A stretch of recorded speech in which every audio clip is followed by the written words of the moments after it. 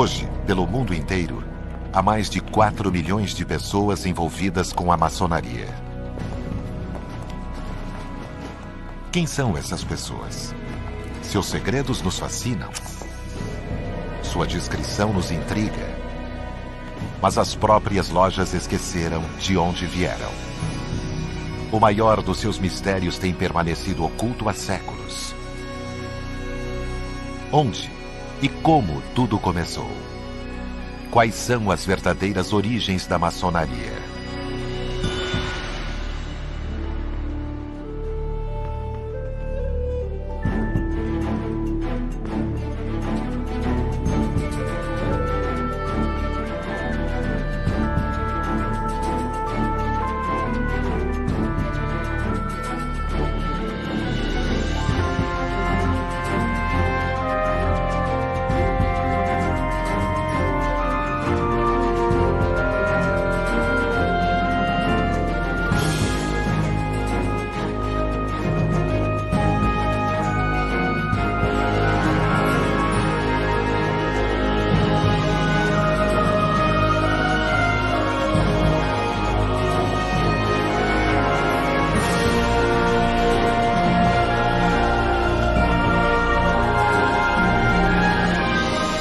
O poder da maçonaria.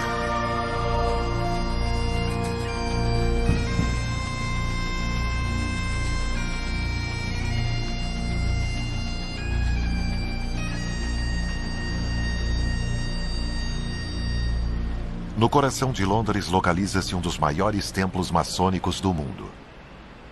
Oficialmente foi nesta cidade que a maçonaria começou no início do século XVIII.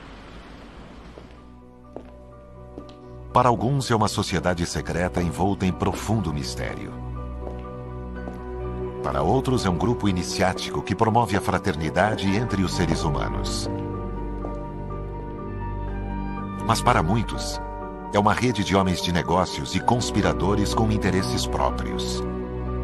Os maçons cultivam o mistério, o que gera suspeita. Para o mundo dos maçons, este círculo vicioso viria a trazer sérias consequências. Isso explica por que, a partir de 1738, a maçonaria foi excomungada pelo Papa Clemente XII.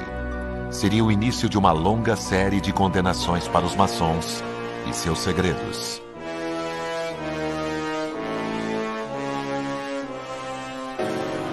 A maçonaria tornou-se inclusive um dos alvos preferidos dos nazistas, cuja propaganda utilizou em benefício próprio o já desgastado tema de uma conspiração judaico-maçônica que visava dominar o mundo.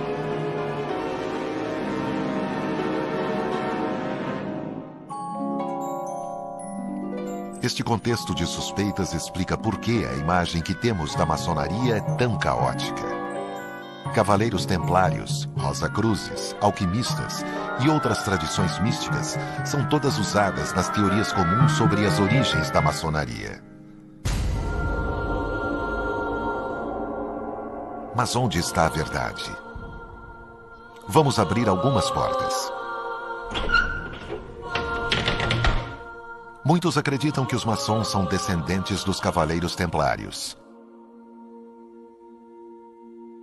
Criada no século XII, a Ordem do Templo acompanhava os cruzados até Jerusalém.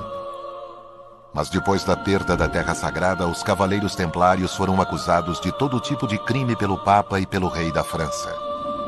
Finalmente, o rei Felipe o Belo mandou prender a todos e queimá-los vivos. Desde aquela época, segundo a lenda, existe um tesouro templário que ainda não foi descoberto.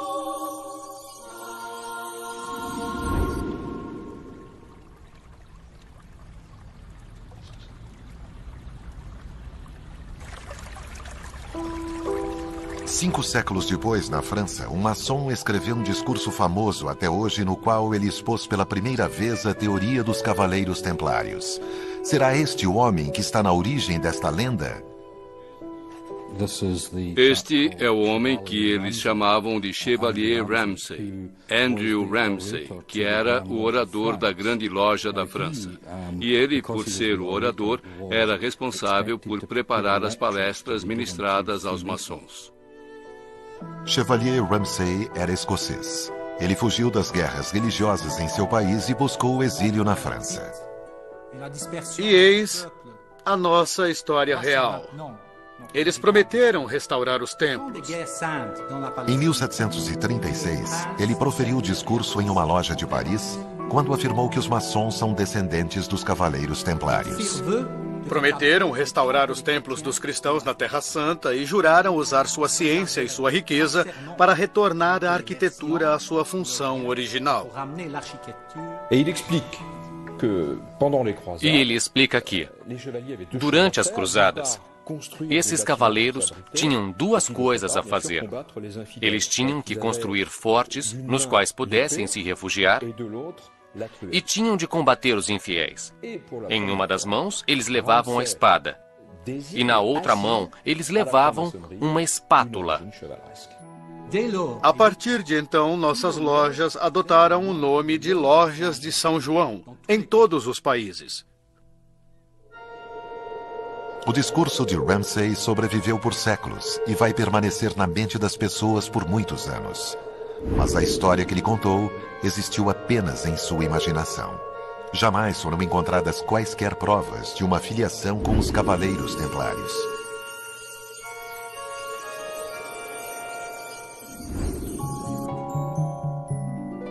O mesmo se aplica a todas as outras tradições esotéricas com as quais a maçonaria foi conectada.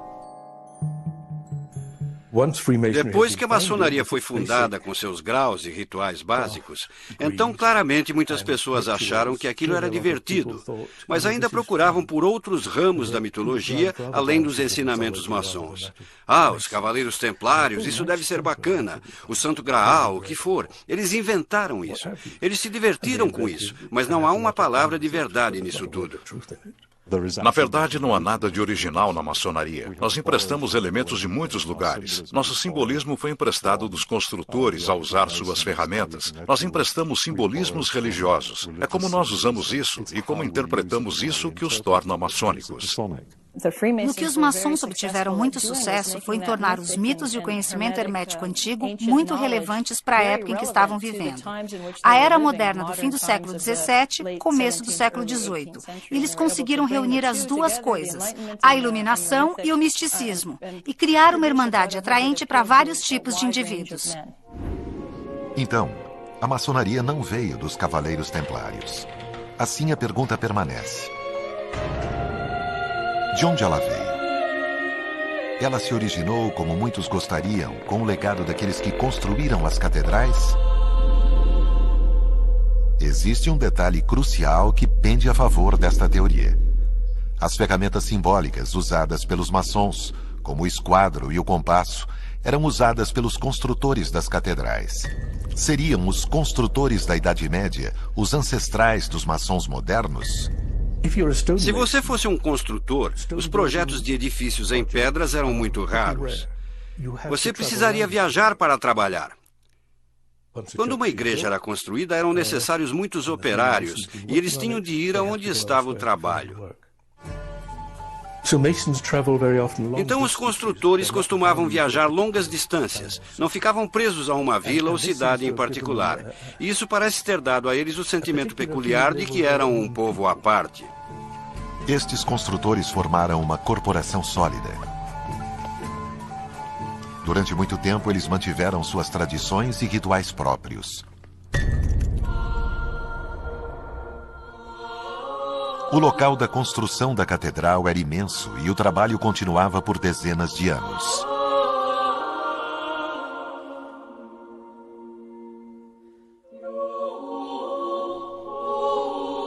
Na face norte do edifício, os construtores erguiam um abrigo de madeira, que permanecia no local até o fim do trabalho. Eles o chamavam de loja. Toda a atividade do local centralizava-se neste lugar. Era onde eles se abrigavam da chuva, faziam as refeições, descansavam ou preparavam o trabalho para o dia seguinte. Mas a loja não era apenas um local de descanso.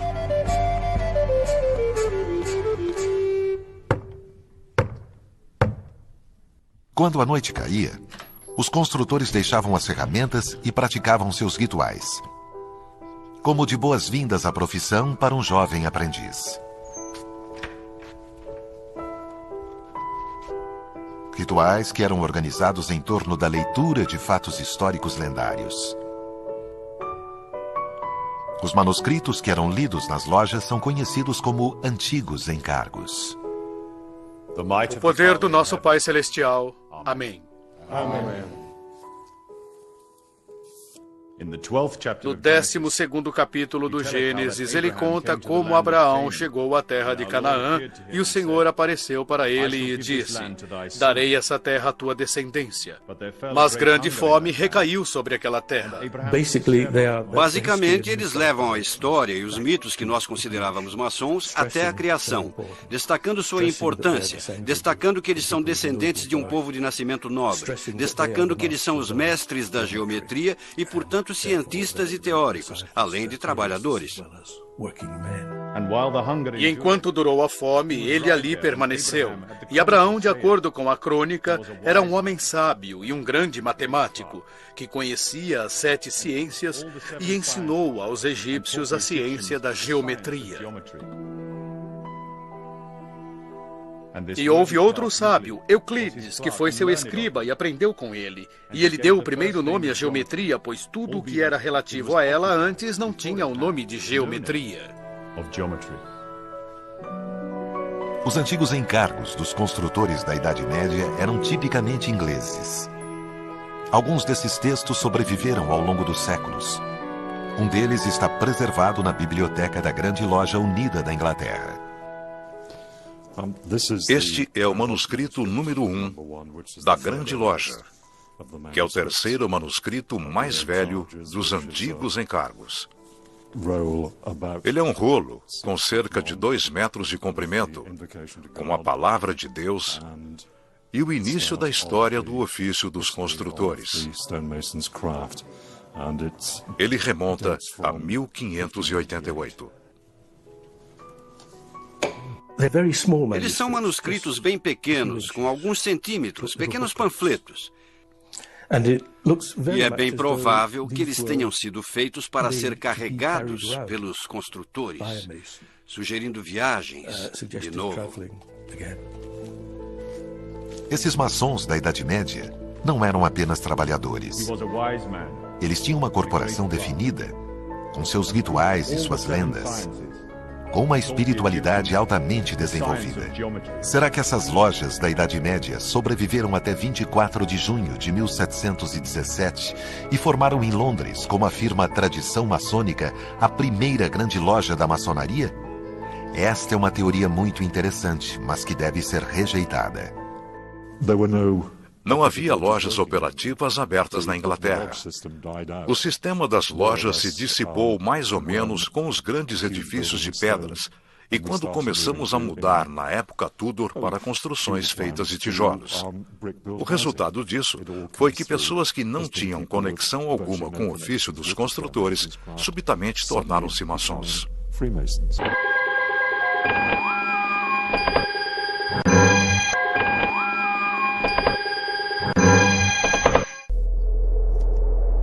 O mistério se aprofunda.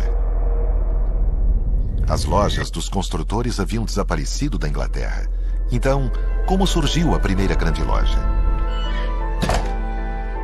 Para resolver o mistério, vamos voltar ao lugar e à época em que oficialmente a maçonaria começou.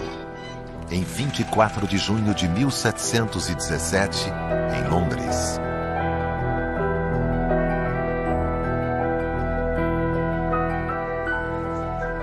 Naquela noite, na taverna Goose and Gridiron, 4 grupos de homens decidiram se reunir e criar juntos o que chamaram de Grande Loja.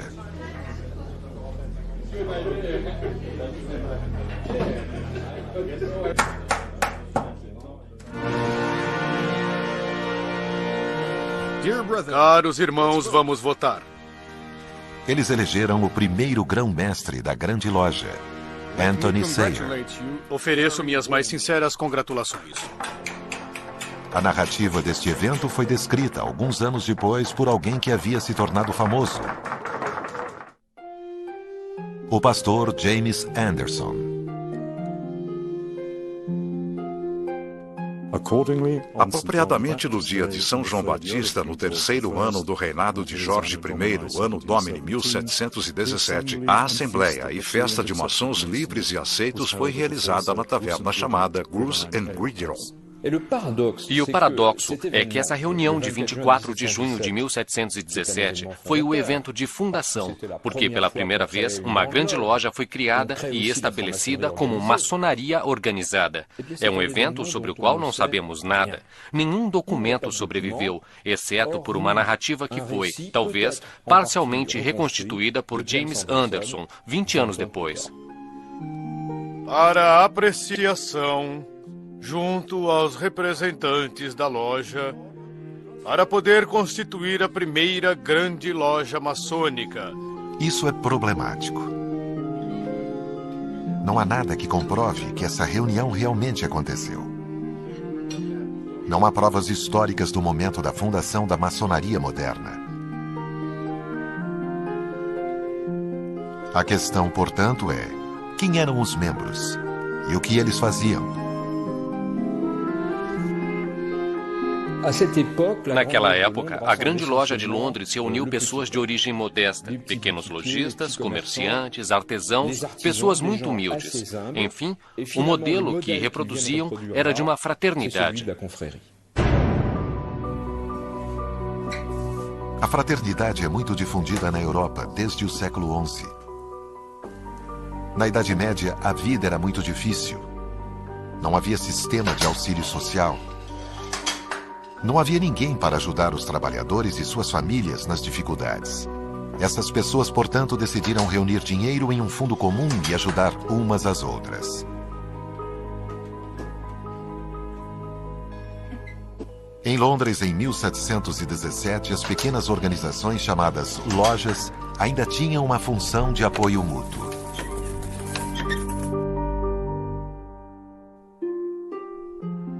No início do século XVIII, a ideia de apoio mútuo já não era mais suficiente para reunir as pessoas. Uma nova sociedade mercantil e de lazer estava emergindo. Os homens tinham outros ideais e vários tipos de clubes começaram a ser criados. Esse foi um período em que houve uma multiplicação de sociedades, de associações, de lugares para ir e socializar com outros homens. E eu acho que esse aspecto da sociabilidade, de se reunir com outros homens, é muito importante. Havia lugares em que os homens, talvez de diferentes religiões e princípios políticos, podiam se reunir devido à amizade. Isso parece muito maçônico. Também é uma das causas da maçonaria, mas ela existia mais amplamente. E o que a maçonaria oferecia, e as outras sociedades não, era um propósito muito sério. Homens que queriam transformar-se em pessoas melhores, onde iam aprender a tornar-se cidadãos de seus países. Outro clube oferece um retrato nítido deste novo estado de espírito. Desde 1660, a Royal Society tinha como objetivo reunir diferentes tipos de indivíduos para o estudo da ciência. Ela tinha um sucesso considerável e, graças a isso, a revolução científica difundiu-se na Europa com o trabalho de Isaac Newton. De repente, veio a constatação de que o mundo obedece a regras que podem ser formuladas pela mente humana. Agora, nós sabemos que a maioria dos membros da Royal Society estavam interessados naquele clube maçônico que estava começando a emergir. Então é importante considerar essa nova ciência como não inteiramente científica. Eles ainda estavam interessados na alquimia, por exemplo. Estavam interessados no hermetismo e em muitas coisas que nós não consideramos científicas hoje. Mas os membros da Royal Society estavam mesclando todas elas, e a maçonaria era o veículo lógico para fazer isso. Muito rapidamente, uma verdadeira moda maçônica tomou conta de Londres. Era um sucesso que envolvia todas as classes sociais. O número de lojas mais que dobrou. Em 1723, apenas em Londres havia mais de 30 lojas. E aquilo tudo explodiu em poucos anos. Nobres, plebeus, comerciantes, todos em Londres diziam: ei, essa é a última moda. Não era como os velhos clubes. O líder de mercado agora eram os clubes maçônicos, as lojas. Uma das coisas que impressionava as pessoas era que elas não podiam escrever os rituais. Os rituais não podiam ser impressos. Era proibido publicar estes primeiros rituais. Entretanto, alguns registros sobreviveram. Os membros da loja sentavam-se em torno de uma mesa apoiada em cavaletes. Sobre o tablado, eles desenhavam aquilo que chamavam de loja.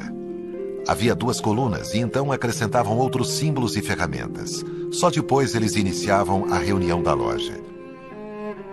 Depois, os desenhos eram apagados e o jantar era servido.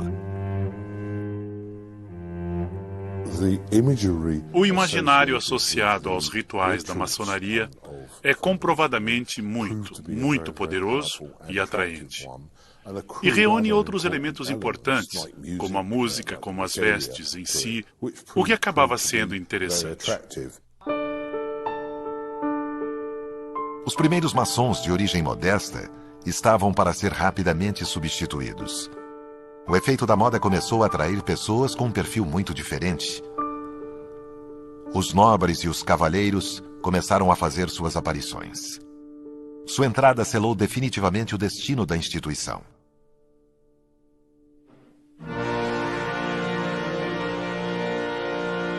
Pouco mais de 2 anos depois de sua criação, a Grande Loja de Londres e Westminster recebeu um novo grão-mestre, Jean-Théophile Desaguliers. A chegada de Desaguliers foi um evento considerável, que talvez não tenha sido percebido assim na época, mas que foi, na realidade, uma verdadeira revolução, porque Desaguliers não era um João Ninguém. Jean-Théophile deixou a França com seus pais quando era criança. Eles eram protestantes fugindo da perseguição que se seguiu à revogação do Édito de Nantes. Ele fez uma carreira brilhante. Depois de estudar em Oxford, tornou-se ministro da Igreja Anglicana, membro da Royal Society e seguidor de Newton. Por toda a vida, ele foi um cientista apaixonado e uma das forças motrizes da Revolução Newtoniana.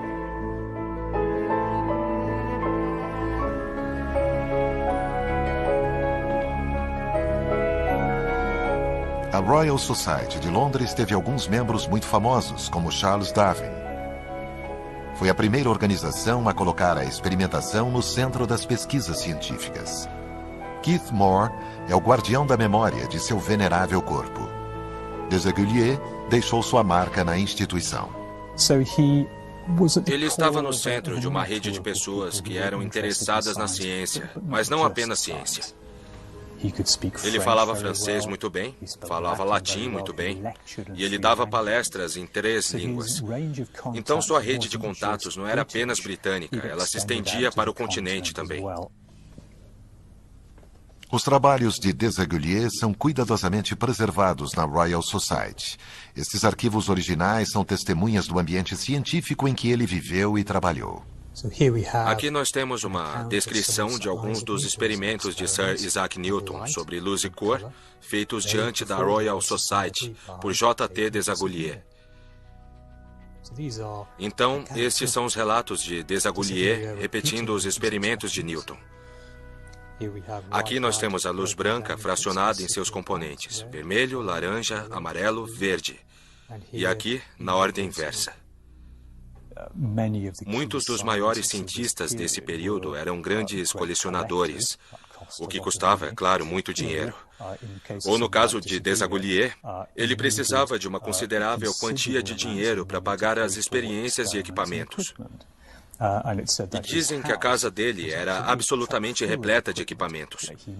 E ele precisava disso para suas experiências, precisava disso para dar apoio às palestras públicas que ele ministrava.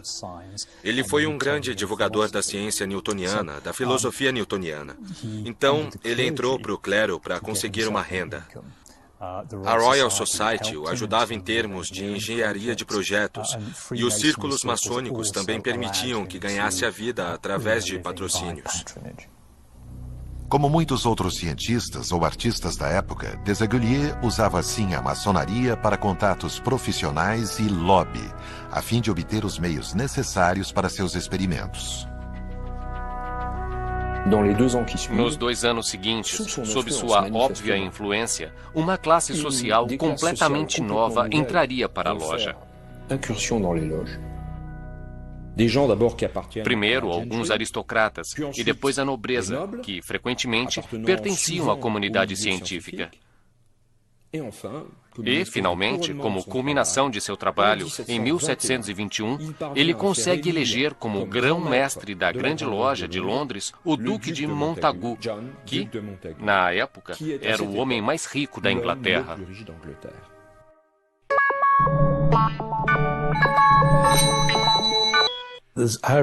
Há uma ironia nisso, porque os maçons, é claro, alegam que na loja maçônica todos são iguais, estão nivelados, que as diferenças sociais são amplamente ignoradas.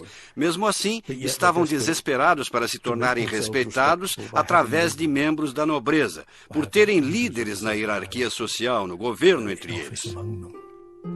Desaguliers conseguiu essa transformação não apenas pela mudança dos indivíduos, mas também por abalar as estruturas.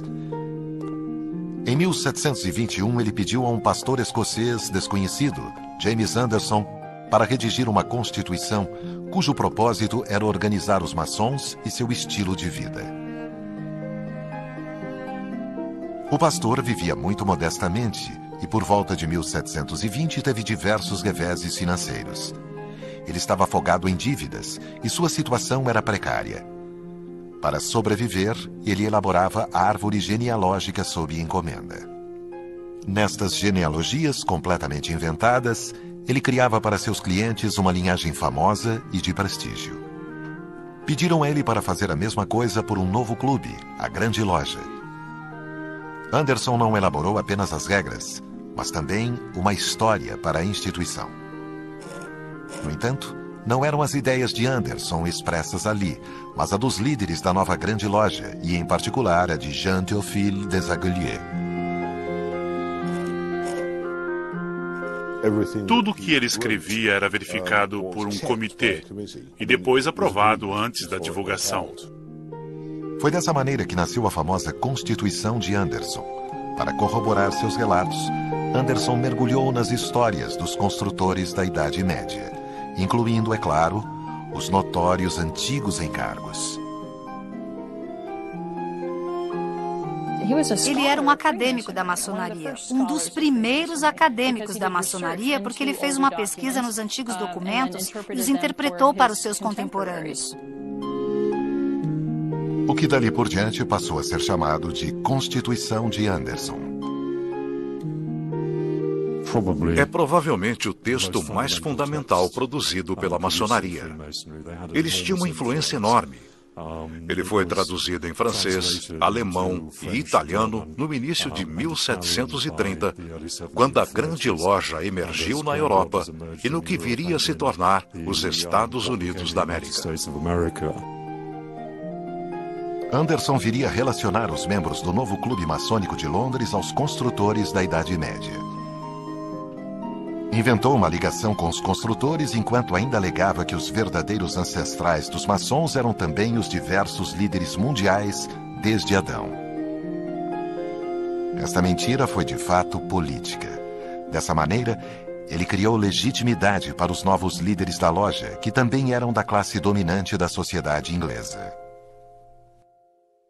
Esse trabalho de Anderson foi muito importante para estabelecer a autoridade moral dessa nova organização.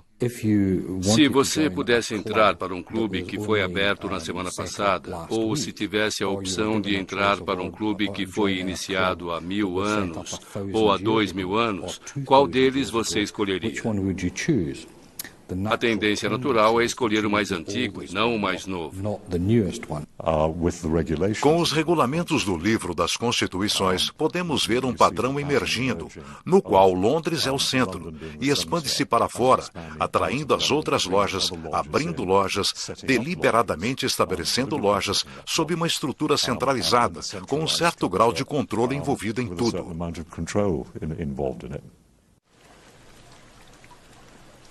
O sucesso foi tanto que as novas lojas sentiram que as tavernas já estavam pequenas demais.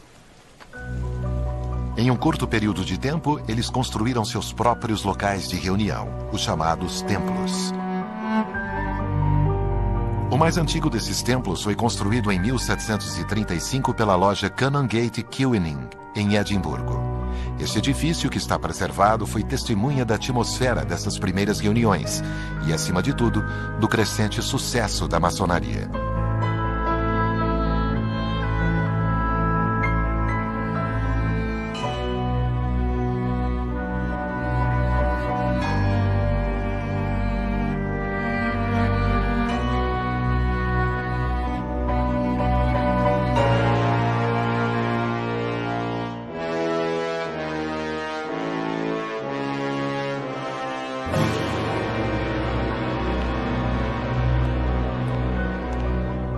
As mentes por trás deste sucesso foram um pastor escocês e o filho de um refugiado francês.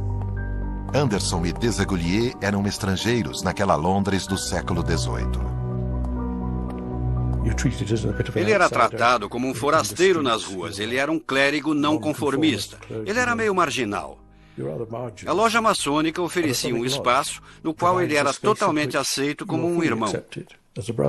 Desaguliers, tendo passado pela perseguição religiosa, pode ter sido atraído pela ideia da maçonaria de tolerância e respeito das pessoas entrando. Há uma frase ótima no primeiro encargo maçônico de Anderson sobre a maçonaria ser o centro de união que reúne todos aqueles que, de outra forma, teriam mantido uma distância perpétua. A Inglaterra e a Escócia foram unidas em um único reino. Depois de anos de guerra civil, de caos político e religioso, parecia que uma paz precária era possível. No entanto, os escoceses não eram muito apreciados na Inglaterra na época. Por que então Desaguliers escolheria um escocês para elaborar a Constituição? A explicação está talvez numa viagem profissional que Desaguliers fizera à Escócia alguns meses antes. Em Edimburgo, ele entrou em contato com uma instituição misteriosa. A loja Mary Chapel. Seria uma loja maçônica como aquelas de Londres? De qualquer forma, Desaguliers descobriu-se em um lugar cuja construção usava símbolos maçônicos que eram conhecidos dele. Acima de tudo, parecia mais antigo do que qualquer uma das lojas inglesas. A loja Mary Chapel ainda existe e tem atas de suas reuniões de muitos séculos atrás.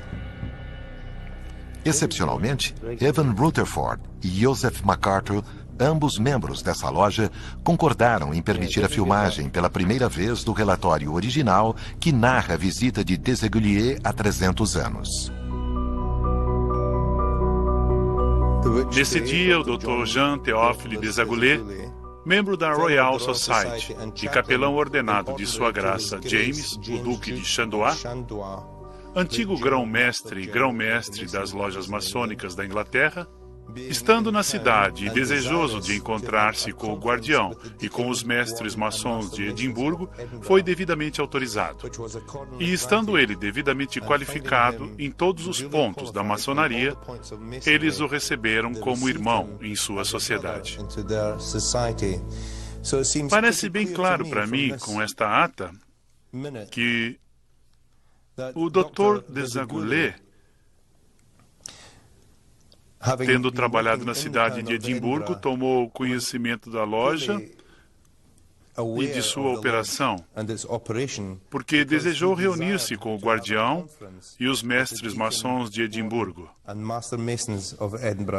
Então era desejo dele vir à loja. Eles o testaram para garantir que era realmente um maçom. Ele era um ex-grão-mestre da Inglaterra, como se denominava, mas eles queriam ter certeza. Eu tenho certeza de que eles se sentiram honrados com a visita à loja de Edimburgo. E eu acredito que ele já havia percebido que naquela época ela já existia há um tempo considerável, e certamente ele apreciou a antiguidade da loja. Ele decidiu que um escocês, ele deve ter conhecido Anderson em Londres antes disso, um escocês, um maçom escocês, seria o melhor meio de definir a Constituição, porque ele realmente conhecia os assuntos maçônicos.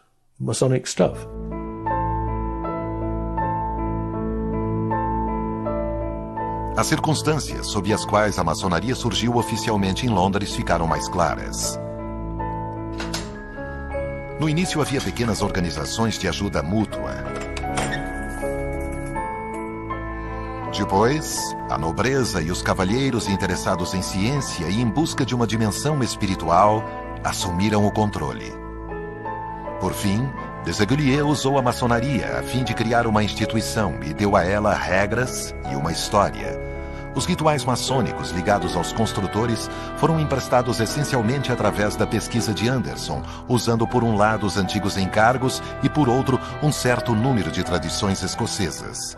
Estas tradições vieram de lojas de comerciantes escoceses que, como Mary Chapel, já existiam há muito tempo. E aqui nós temos um novo mistério a resolver. Quem são esses maçons escoceses que precederam os clubes de Londres em mais de 100 anos?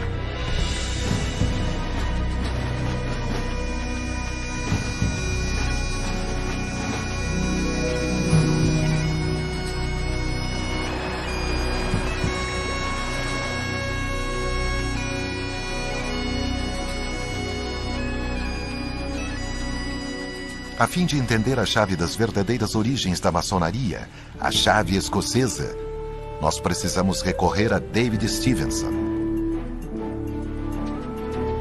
Há 25 anos ele vem estudando os arquivos das lojas escocesas, fascinado pelo espírito desses construtores. Vejam só os feitos deles. Olhem em volta, o cenário medieval. Há grupos de residências com 2 andares e também abadias e catedrais altíssimas, construções incríveis.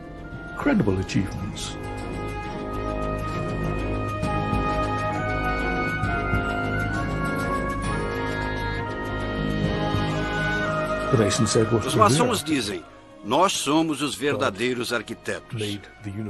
Deus fez o universo. Nós construímos os edifícios de Deus na Terra. Deus era um construtor e nós também. Estes construtores escoceses passariam por profundas mudanças. Um personagem enigmático provocaria uma revolução no mercado. William Shaw foi apontado como mestre de obras pelo rei James I no fim do século XVI. Na Escócia, nós o chamamos de pai da maçonaria moderna. E a razão para isso é que nós sabemos que algo estava acontecendo no mercado dos construtores, na construção aqui na Escócia. William Shaw, um servo civil, um empregado da coroa, entrou em cena e as coisas mudaram. E William Shaw levava seu trabalho muito a sério. Ele reorganizou completamente as lojas escocesas que até então eram completamente desreguladas. E, para fazer isso, em cerca de 2 anos, ele escreveu 2 textos fundamentais que nós chamamos de Estatutos de Shaw. Os Estatutos de Shaw são 2 textos jurídicos aprovados em 1598 e 1599 pela Coroa da Escócia. Pela primeira vez, estes textos organizaram os maçons escoceses em entidades chamadas lojas e os submeteram a obrigações administrativas. Em Edimburgo, William Shaw confere à loja Mary Chapel o título de loja mais antiga do país. Excepcionalmente, Evan Rutherford e Joseph MacArthur estão dispostos a nos mostrar seus manuscritos mais preciosos. Este container tem os 2 primeiros pequenos livros da loja de Edimburgo, Mary Chapel, número 1. Este registro começa em 1598. É a primeira vez que esse documento é mostrado ao público. Este é o primeiro estatuto de Shaw e, como você pode ver, assinado por William Shaw, mestre de obras. O que torna a loja de Edimburgo muito diferente de qualquer outra loja é que nós temos registros que datam de 400 anos, desde 1599, e incluem o primeiro dos nossos livros de atas, os Estatutos de Shaw. Eles foram inscritos em nosso livro por William Shaw, que era mestre de obras naquela época. A melhor providência de William Shaw foi insistir que cada loja tivesse um secretário. para manter os registros por escrito. O que mais um historiador poderia querer dele? Eles começaram a cobrar taxas específicas para a admissão. Eles organizaram mais as coisas, por assim dizer. E então, nesse sentido, ele inventou a maçonaria moderna, com a formalização de reuniões, etc.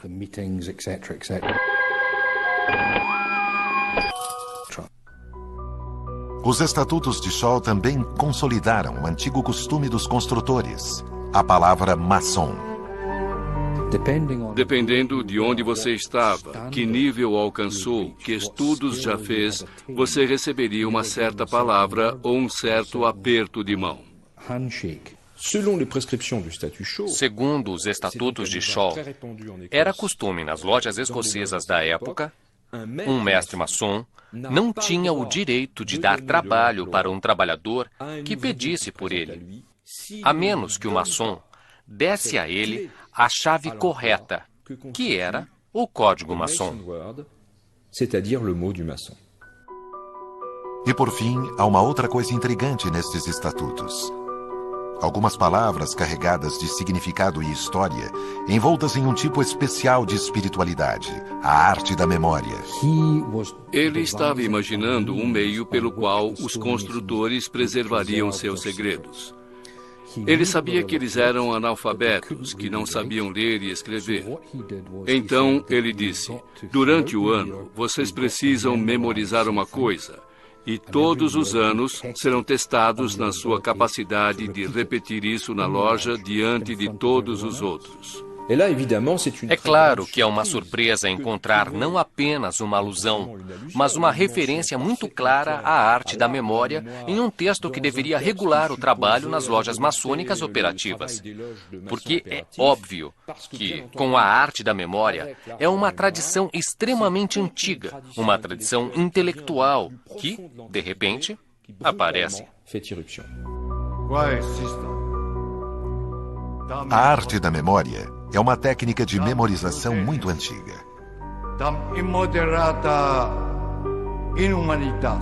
Na antiguidade, ela foi usada pelos tribunos gregos e romanos para memorizar discursos longos.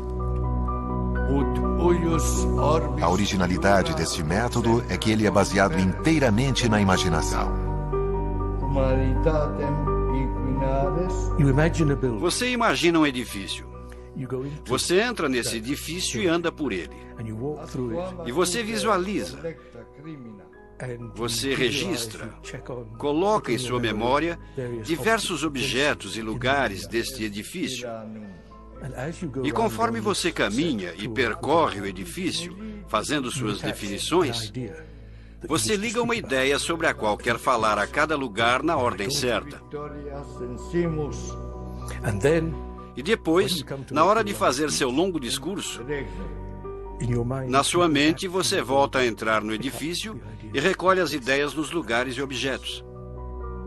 É provável que a arte da memória tenha sido usada na loja a fim de memorizar os rituais. Essa técnica também permitiu que esses comerciantes construíssem dentro de si uma casa e um templo. Ao entrar no templo, eles faziam uma jornada interna. Em outras palavras, William Shaw incentivou esses homens a desenvolver sua própria personalidade. Ele sabia que havia alguma coisa dentro das lojas dos construtores que valia a pena preservar. Isso, é claro, levanta a questão: como ele sabia o que queria preservar? E eu acho que a resposta é simplesmente porque ele era um membro da loja. Eu acho que ele foi o primeiro maçom. William Shaw morreu em 1602, apenas 3 anos depois da publicação de seus textos. Entretanto, seu sistema de lojas continuou a funcionar. E é provavelmente aqui que chegamos à chave do mistério da história da maçonaria.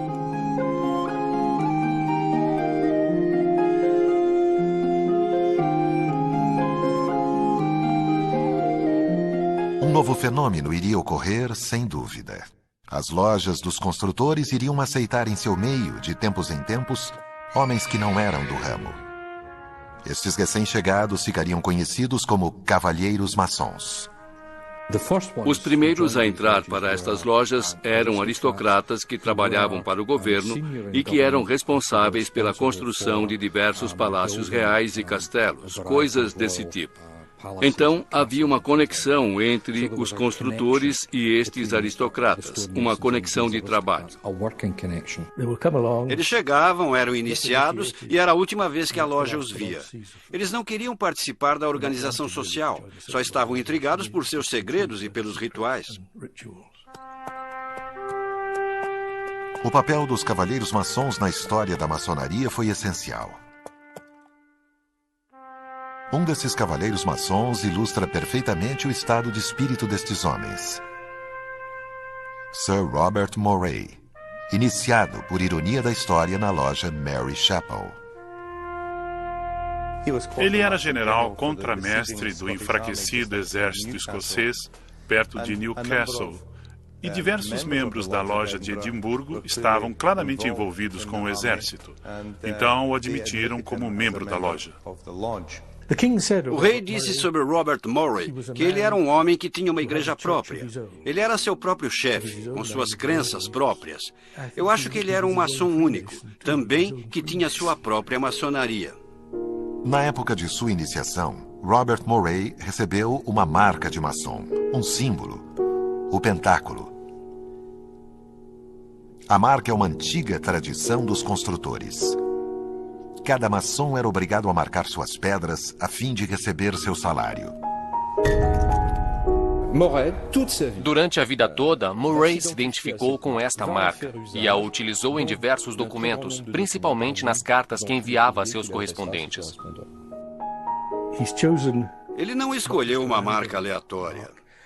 Ele escolheu o pentáculo, que é um símbolo muito antigo com uma grande carga de significado simbólico. Ele aprendeu bastante naquela reunião que ele poderia confiar na sua marca pelo resto da vida, sem mesmo ter de voltar a uma loja. E depois, ele tornou-se a principal força, eu acredito, por trás da fundação da Royal Society. Isso tudo poderia ser pura obra do acaso? Nós encontramos Robert Moray de novo em Londres, apenas 50 anos antes da criação da Grande Loja. E foi ele que se tornou uma das figuras principais da fundação da Royal Society. Foi devido à influência de Moray sobre a família real inglesa que a Royal Society obteve sua própria sede e seu nome. Então ele foi uma figura muito importante, sem dúvida, a partir de 1666. E também dizem, é claro, que ele era um maçom. Sua filosofia era, seja isso considerado ou não maçônico, de muita tolerância. E ele misturava-se com homens de todos os tipos e crenças. E isso tornou-se uma das maiores características da Royal Society. Ninguém ali discutia religião ou política. Eles se socializavam e falavam de ciência.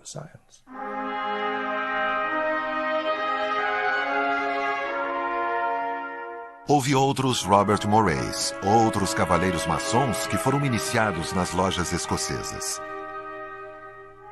Eles iriam a ser os vetores de um novo sentimento de fraternidade, porque alguns deles acabaram introduzindo na Royal Society um estado de espírito que mais tarde caracterizaria os primeiros clubes maçônicos de Londres.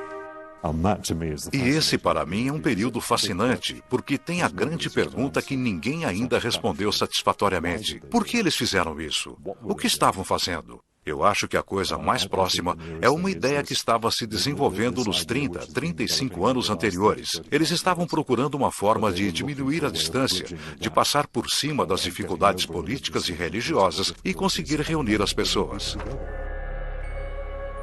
Poderíamos considerar que esses cavaleiros maçons e os construtores escoceses que os receberam eram maçons? A maçonaria foi inventada pelos escoceses no século XVI ou pelos londrinos em 1717? Os escoceses acreditam que ela começou lá. Os ingleses acreditam que começou na Inglaterra. A questão são palavras absurdas como operativa e especulativa. sendo aplicadas à maçonaria.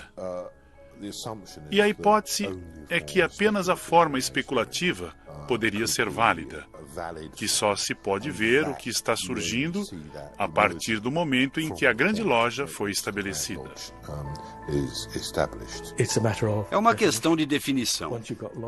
Depois que surgiram lojas com iniciações maçônicas, com homens que não eram construtores dentro delas, isso parece maçonaria para mim.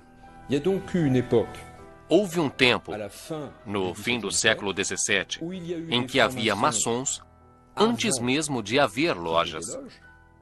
E, provavelmente, antes de alguém falar em maçonaria. E eis a nossa história real. Eles prometeram restaurar os templos dos cristãos. As relações interpessoais, longe das vicissitudes das guerras e conflitos, favoreceram o aparecimento de um novo elo, a fraternidade. O simbolismo da maçonaria por acidente histórico serviu como a base sobre a qual foi transplantada a necessidade de contato humano sem qualquer rótulo específico. Esta é uma necessidade humana que sempre fez parte da história do homem. Com sua mitologia das construções, a maçonaria quis ilustrar a imagem da construção interna do homem. Com seu objetivo de elevar o homem terreno até os céus, a maçonaria alega trazer uma nova espiritualidade. Uma espiritualidade cuja força veio das inter-relações humanas. Muitos elementos diferentes, assim, foram reunidos para criar a maçonaria. Os construtores escoceses, os antigos encargos ingleses, o surgimento dos clubes londrinos, a criação de organizações de ajuda mútua. Uma elite obcecada tanto pelas relações interpessoais quanto pelo progresso científico.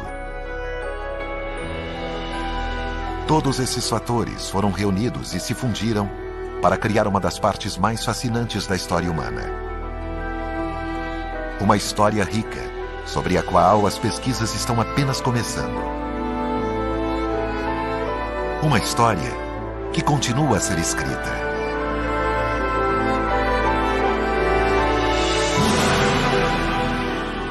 Versão Marshmallow São Paulo.